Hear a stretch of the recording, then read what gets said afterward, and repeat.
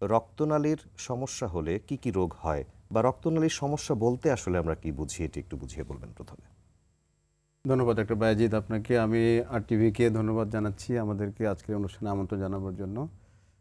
রক্তনালীর রোগ বা vascular disease এই বিষয়টা নিয়ে আমরা আসলে আলোচনা করতে চাই, জন্য যে আপনি যেটা বললেন যে অনেক সময় এটা আলোচনায় কম আসে, যার কারণে রোগটা নির্ণয় আমাদের দেরি হয়ে যায়, যার একটা চড়া মূল্য আছে অনেক সময়।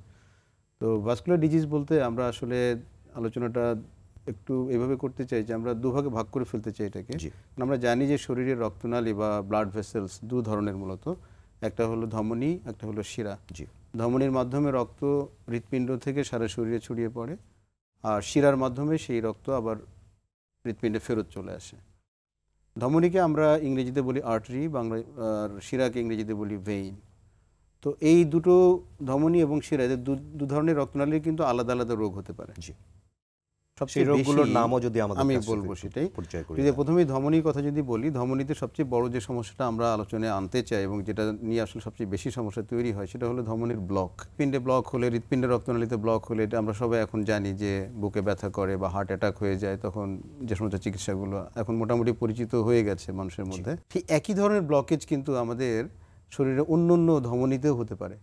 যেমন হাতে আমার বা পায়ে আমার যে ধমনীগুলো যাচ্ছে তার মধ্যেও কিন্তু ব্লক হতে পারে। কারণ হৃৎপিণ্ডে যে ধমনীটার কথা আমরা বলছি সেটাও ধমনী, এটাও কিন্তু সেই একই ধমনী। অর্থাৎ ওখানে যে প্রক্রিয়ায় ব্লক তৈরি হবে এখানেও কিন্তু সেই একই প্রক্রিয়াতে ব্লক তৈরি হবে। তো ওখানে ব্লক তৈরি হলে হার্ট অ্যাটাক হতে পারে।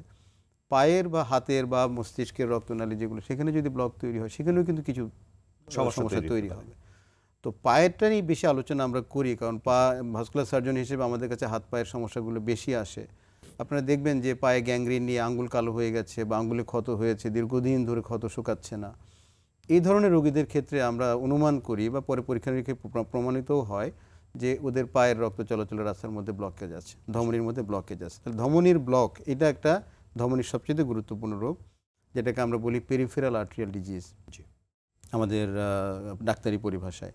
তো সেটা একটা বড় আলোচনার বিষয় হতে পারে আজকের। দ্বিতীয় রোগটা যেটা আমরা ধমনীর ক্ষেত্রে বলতে পারি সেটা হলো যে অ্যানিউরিজম। এটা হলো যে ধমনী তো শুধু রাস্তা শুরু হয়ে যাচ্ছে, এটা একটা এখনই বললাম। একটা উল্টো হতে পারে যে ধমনীর দেয়ালটা বেলুনের মতো ফুলে যাচ্ছে, এটাকে বলে অ্যানিউরিজম। দেয়াল দুর্বল হয়ে গেলে, পাতলা হয়ে এটা বেলুনের মতো ফুলে যায়। সমস্যাটা কি?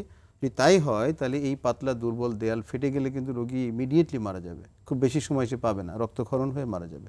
এটা অত্যন্ত গুরুত্বপূর্ণ একটা রোগ এবং এই রোগ কিন্তু বাংলাদেশে আগে আমরা ধারণা করতাম যে রোগটা বোধহয় কম হয় কিনা, বাংলাদেশ মোটেই না।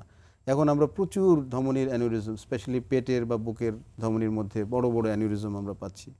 তো এগুলো চিকিৎসা না করলে কিন্তু ওই যে আমরা বলি যে হঠাৎ করে রোগী মারা গেলো, কী কারণে মারা গেলো বুঝতে পারলাম না।